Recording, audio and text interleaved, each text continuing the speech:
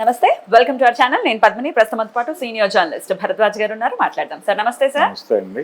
Sir, Andhra Pradesh లో వచ్చినటువంటి results రీత్యా అనుకుంటా టీడీపీ మంచి ఉత్సాహం మీదే ఉంది.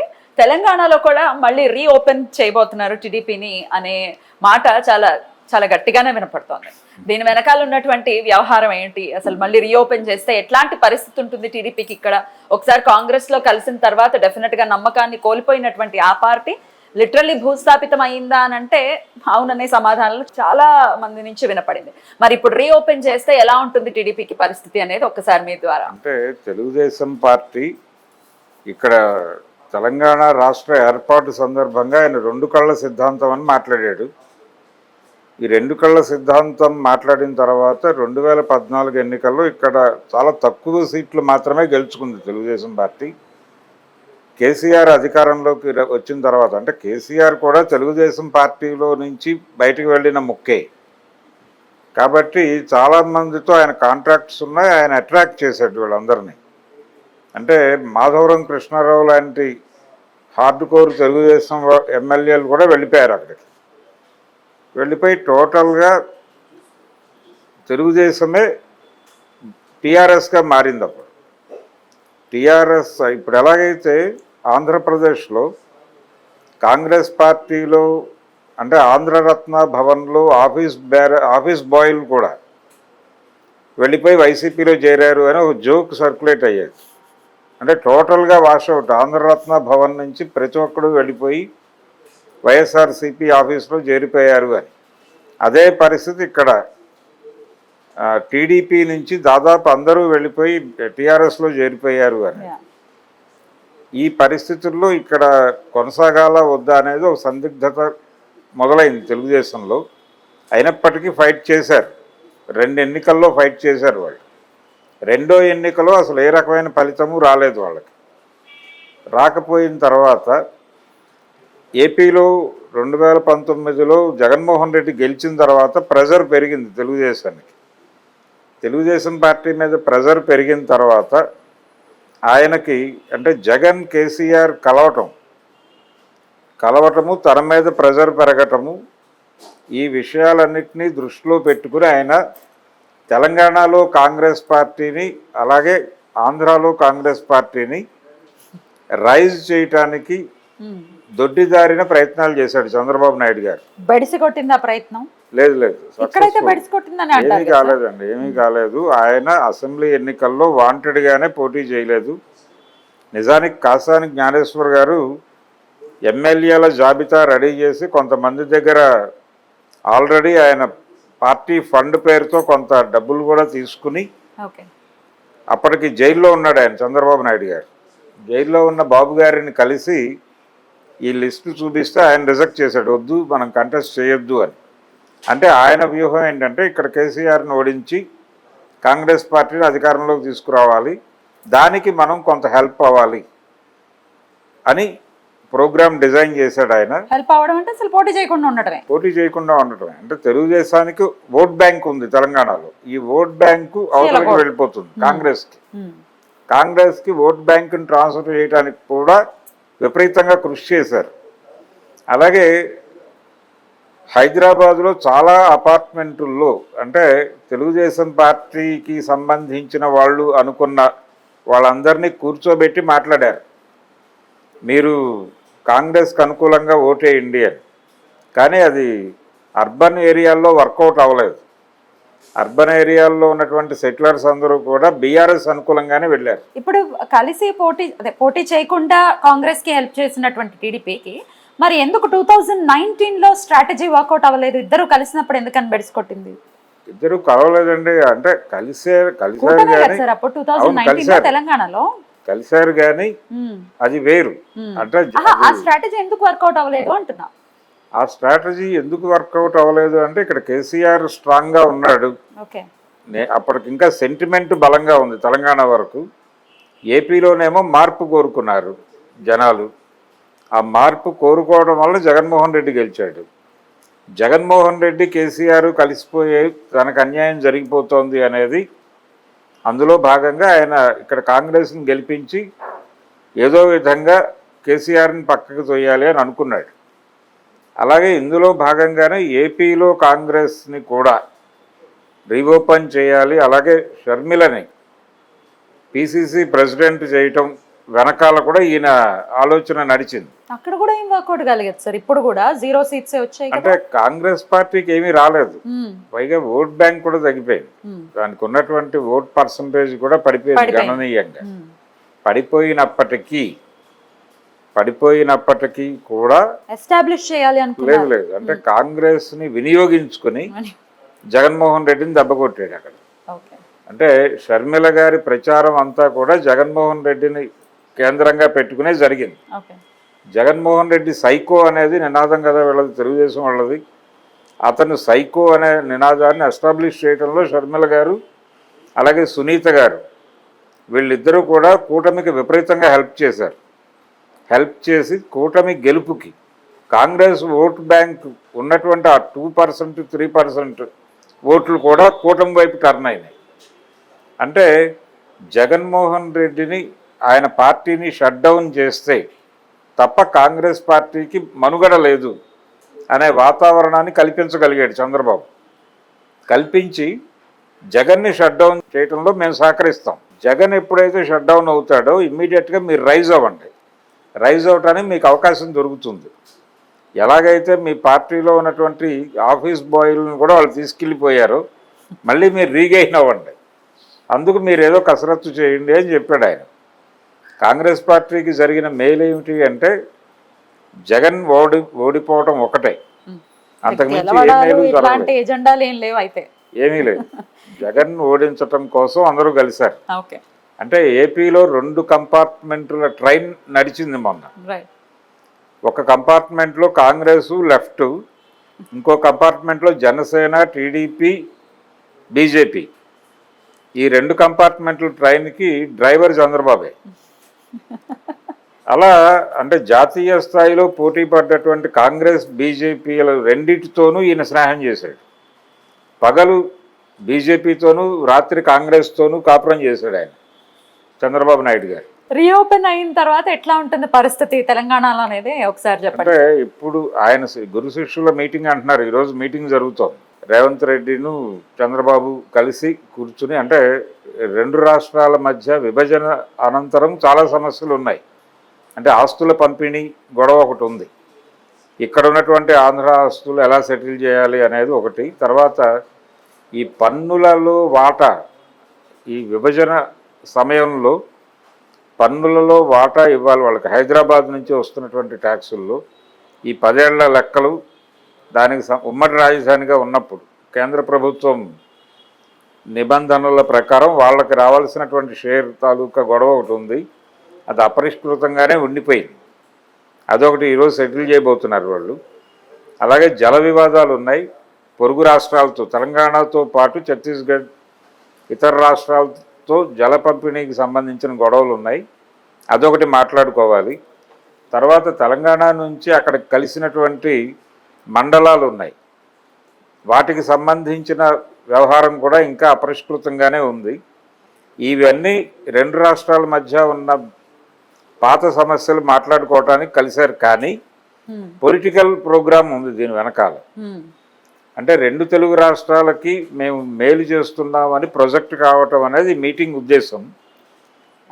దీంతో పాటు మేము తెలంగాణలో తిరిగి టీడీపీని రీఓపెన్ చేస్తున్నాము, తద్వారా బీఆర్ఎస్ని, అంటే బీఆర్ఎస్ని ఉమ్మడి శత్రువుగా భావించి బీఆర్ఎస్ని షట్ డౌన్ చేయటంలో మేము సహకరిస్తామని చెప్తున్నాడు ఆయన కూడా అదే భావిస్తున్నాడు. రేవంత్ రెడ్డి కూడా, కాంగ్రెస్ పార్టీ కూడా అదే భావనలో ఉంది. కానీ ఆయన బీజేపీ కూటమిలో ఉన్నాడు, ఎన్డీఏ కూటమిలో కీలక పాత్ర పోషిస్తున్నాడు చంద్రబాబు. నిన్న ఆయన ఢిల్లీ వెళ్ళి హోంమంత్రిని కలిస్తే అమిత్ షా గారు నిన్న సాయంత్రం ట్వీట్ చేశాడు, చంద్రబాబు నాయుడు గారు నన్ను కలిశారు అని ట్వీట్ చేశాడు. అది చేయాల్సిన అవసరం లేదు ఆయనకి, ఈయన వెళ్ళి కలిశాడు. ఆయన చంద్రబాబు నాయుడు నన్ను కలిశాడు అని చాలా సంబరంగా ట్వీట్ చేశాడు. ఎందుకంటే వాళ్ళకి 63 సీట్లు తగ్గినాయి బీజేపీకి.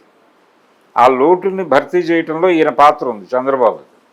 కింగ్ మేకర్ అని కూడా అంటూ ఉన్నారు ఇప్పుడు ఆయన. కింగ్ మేకర్ ఏం కాదండి, కింగ్ మేకర్ ఏం కాదు. ఈయన సమస్యలు ఈయనకి ఉన్నాయి, ఈయన ఏదో చక్రం తిప్పుతాడు. మీరు యాక్సెప్ట్ చేయరా కింగ్ మేకర్ అంటే? లేదండి, కింగ్ మేకర్ ఏం కాదు ఆయన. అంటే ఆయనకి రైట్. అంటే బీజేపీ చాలా వ్యూహాత్మకంగానే ఆయన్ని తన కంట్రోల్లోకి తీసుకుంది. అది ఏ పాయింట్స్ ని దృష్టిలో పెట్టుకుని లేకపోతే ఏ పాయింట్స్ తో కంట్రోల్లో తీసుకుంది సార్? రకరకాల అంటే కేసులు జగన్మోహన్ ఇవి రెడ్డి ఉన్నాయా? కేసు ఉంది కదా ఆయన మీద, స్కిల్ స్కామ్ లో ఉన్నాడు ఆయన. అది కాకుండా ఇంకొక 4-5 కేసులు పెండింగ్ లో ఉన్నాయి. ఈయన అరెస్టుకి సంబంధించి మేము చంద్రబాబుని కస్టడీలోకి తీసుకోబోతున్నాం అనే విషయం స్టేట్ గవర్నమెంట్ కేంద్ర హోంశాఖకి ఇన్ఫార్మ్ చేసిన తర్వాతే అరెస్టు జరిగింది. అమిత్ షా గారికి ముందే తెలుసు చంద్రబాబు అరెస్ట్ అవ్వబోతున్నాడు అని. వాళ్ళు ఎందుకు కాదని అనలేదంటే, కానీ మీ దగ్గర ప్రాపర్ ఆధారాలు ఉంటే ముందుకెళ్ళని పర్లేదు అన్నారు వాళ్ళు. అనటం వెనకాల బీజేపీ వ్యూహం ఏంటంటే, జగన్మోహన్ రెడ్డి తన మీద ఉన్నటువంటి కేసుల రీత్యా మనతో సయోధ్యగా ఉన్నాడు, ఆయన ఎన్ని ఎంపీలను గెలుచుకున్నా వాటిని తీసుకొచ్చి మన కాంపౌండ్లోనే పెడతాడు అనివార్యంగా. మొన్న అదే జరిగింది. మొన్న ఇక్కడ ఎన్డీఏతో ఫైట్ చేసి ఓడిపోయి తన ఎంపీలను తీసుకెళ్ళి తిరిగి ఎన్డీఏకే ఓటు చేయించాడు ఆయన. అక్కడ జరిగినటువంటి స్పీకర్ ఎన్నికలో ఓం బిర్లా ఎన్నికలో ఆయనకి పోలైన ఓట్లలో వీళ్ళ 4 ఎంపీలు కూడా ఉన్నారు. ఓకే, జగన్మోహన్ రెడ్డి ఎలాగో మన కాంపౌండ్లోనే ఉంటాడు, ఇప్పుడు చంద్రబాబు మీద కూడా కేసు పెడతానంటున్నాడు కాబట్టి పెట్టనిచ్చి తద్వారా ఆయన్ని కూడా కంట్రోల్లోకి తీసుకుందాం, సేమ్ ఫార్ములా వర్కౌట్ అవుతుంది అని ఒక ఆలోచన. దాంతోపాటు చాలా కాలంగా పవన్ కళ్యాణ్ చెప్తూ వస్తున్నాడు పదే పదే, అంటే బీజేపీ జనసేన టీడీపీ కలిసి పెడితే ప్రభుత్వ వ్యతిరేక ఓటు చేయలేదు, తద్వారా జగన్ని ఓడించడం సాధ్యమవుతుంది, బీజేపీ నాయకులారా రూట్ మ్యాప్ ఇవ్వండి అని అడుగుతూ వచ్చాడు ఆయన. ఆయన రూట్ మ్యాప్ అడిగినప్పుడల్లా బీజేపీ ఏం చెప్పిందంటే, మాకు టీడీపీ వైసీపీ రెండూ సమానమే, మేము 2 పార్టీలకి సమాన దూరంలోనే ఉన్నామని భీమవరంలో వాళ్ళు మీటింగ్ పెట్టి మరీ చెప్పారు. అటువంటి బీజేపీ చివరి రోజుల్లో ఎందుకు కలిసింది అంటే, జగన్ ఎలాగూ మన కస్టడీలో ఉంటాడు, చంద్రబాబును కూడా మనం కలిపేసుకుంటే అప్పుడు టోటల్ ఏపీ ఎంపీలు మన కాంపౌండ్లో ఉంటారు కాబట్టి ఇది మనకి కీలకం. అంటే వాళ్ళు సౌత్ని చాలా జాగ్రత్తగా ఆర్గనైజ్ చేశారు, ఈసారి ఇంజనీరింగ్ చేసి తద్వారా వాళ్ళకి ఆ తగ్గినటువంటి 63 సీట్లు ఎలా భర్తీ చేయాలి అనే దాని మీద కూడా ఒక డిజైన్ ఉంది. ఎట్టి పరిస్థితుల్లోనూ మనం 3వసారి ప్రభుత్వాన్ని ఏర్పాటు చేయాలి, సక్సెస్ అయ్యారు అనే వ్యూహంలో భాగంగానే చంద్రబాబు నాయుడిని కంట్రోల్లోకి తీసుకున్నారు. చంద్రబాబు నాయుడు గారు ఏదో చక్రం తిప్పేస్తారు, ఆయన నితీష్ కుమార్ కలిసి. సో ఇప్పుడు ఆయన విరమించుకునే పరిస్థితి ఉండదు, లేదు, ఎట్టి పరిస్థితులు లేకపోవడం వల్లనే ఆయన చక్రం తిప్పలేదు, చక్రం తీసుకెళ్ళలేదు ఆ రోజున ఢిల్లీకి. తీసుకువెళ్ళకపోవడానికి కారణం తిప్పే అవకాశం లేదని తెలుసు కాబట్టి. అంటే ఇండియా కూటమిని మళ్ళీ కన్విన్స్ చేయాలి, అది ఏర్పడుతుందో లేదో తెలియదు, కన్ఫ్యూజన్ గందరగోళం ఉంది. దానికంటే ఎలాగూ స్నేహం ఉంది, ఎన్నికల్లో కలిసి పోటీ చేశాం, ఇప్పుడు ఇమ్మీడియట్గా ప్లేట్ తిప్పితే ఇబ్బంది అవుతుంది అనే ఉద్దేశంతో ఆయన ఆ రోజు రాత్రి 7:30కి వెళ్ళి రాష్ట్రపతికి లెటర్ ఇచ్చి వచ్చాడు, మేము ఎన్డీఏతోనే కొనసాగుతున్నాం, మోడీకే మా మద్దతు అని. కాబట్టి చంద్రబాబు నాయుడు వాళ్ళ కంట్రోల్లో ఉన్నాడు. అయితే కాంగ్రెస్తో కూడా స్నేహంగానే ఉన్నాడు. ఇక్కడ కాంగ్రెస్ గెలవటం, మీ ఉద్దేశం ప్రకారం ప్లేట్ తిప్పే పరిస్థితి ఉంటుందంటారా? ఇదే ఇప్పుడు టెంపరీగా బీఆర్ఎస్ని షట్ డౌన్ చేయటం అనే ప్రోగ్రాంలో భాగంగా టీడీపీ రీఓపెన్ని కాంగ్రెస్ పార్టీ స్వాగతించవచ్చు. కొంతమంది బీఆర్ఎస్ పార్టీ నుంచి బయటకు వస్తున్నారు. ఆల్రెడీ నిన్న 6 ఎమ్మెల్సీలు వెళ్ళి అర్ధరాత్రి రేవంత్ రెడ్డి గారి సమక్షంలో ఆయన ఢిల్లీ నుంచి వచ్చే వరకు వాళ్ళ ఇంట్లో వెయిట్ చేసి ఆయన వచ్చిన తర్వాత అర్ధరాత్రి కలిశారు కాంగ్రెస్లో. ఇంకా చాలామంది పాత టీడీపీ బ్యాచ్ అంతా ఇప్పుడు టీడీపీలోకి వచ్చేయడానికి సిద్ధంగా ఉంది. అక్కడ బీఆర్ఎస్ని షట్ డౌన్ చేయాలి అనేటువంటి ఒక ప్రోగ్రాంలో భాగంగా టీడీపీ రీఓపెన్ అవుతోంది. వాళ్ళకి ఎక్కడో చోట ఒక ఇది కావాలి, ఒక ఆసరా లేకపోతే ఒక షెల్టర్ కావాలి. ఆ షెల్టర్ ఓపెన్ చేస్తున్నారు ఎన్టీఆర్ ట్రస్ట్ రీఓపెన్ చేయటం ద్వారా. కానీ భవిష్యత్తులో చంద్రబాబు నాయుడు గారు వచ్చే ఎన్నికల్లో ఇండియా కూటమి గెలిచే అవకాశం ఉంది అని ఆయనకు బలంగా అనిపిస్తే అప్పుడు కాంగ్రెస్తో ట్రావెల్ అవుతాడు, ఈ స్నేహం కొనసాగుతుంది. బీజేపీ తెలంగాణలో సీరియస్గా నిలబడాలని ప్రయత్నం చేస్తోంది.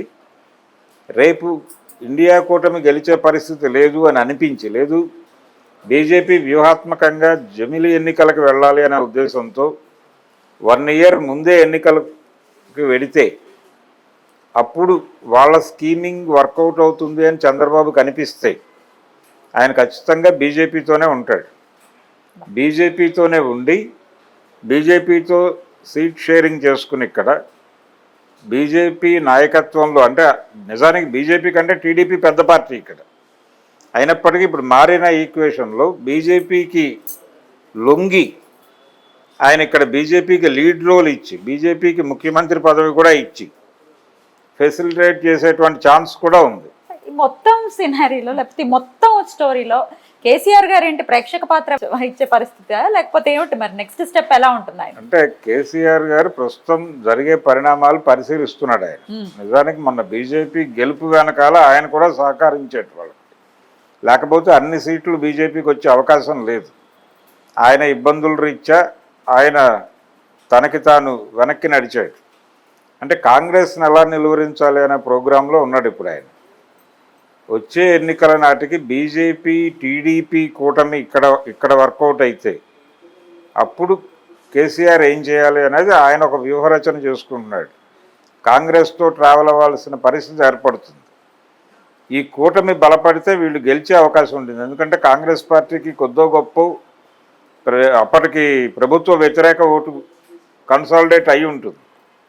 రెండోది, కేంద్రం నుంచి బీజేపీ చాలా సీరియస్గా ఉంది తెలంగాణలో కొంచెం గట్టిగా స్థానాలు గెలుచుకోవాలి అని. ఈ పరిస్థితుల్లో చంద్రబాబుని ఇక్కడ కూడా వాడేస్తాయి. ఆయనకి గెలుపు అధికారము మాత్రమే పరమావధి చంద్రబాబు నాయుడికి. ఆయనకేది సెంటిమెంట్లు లేవు. వీళ్ళతో వెళ్ళాలి వాళ్ళతో ట్రావెల్ అవ్వాలి అనేటువంటిది ఏమీ లేదు. ఆయన 96లో ఆయన 95లో ముఖ్యమంత్రి అయ్యాడు. అయినప్పటికీ లెఫ్ట్తో ఉంది టీడీపీ. అప్పుడు ఎన్టీ రామారావు గారి లెక్క ప్రకారం లెఫ్ట్తో ట్రావెల్ అయ్యాడు.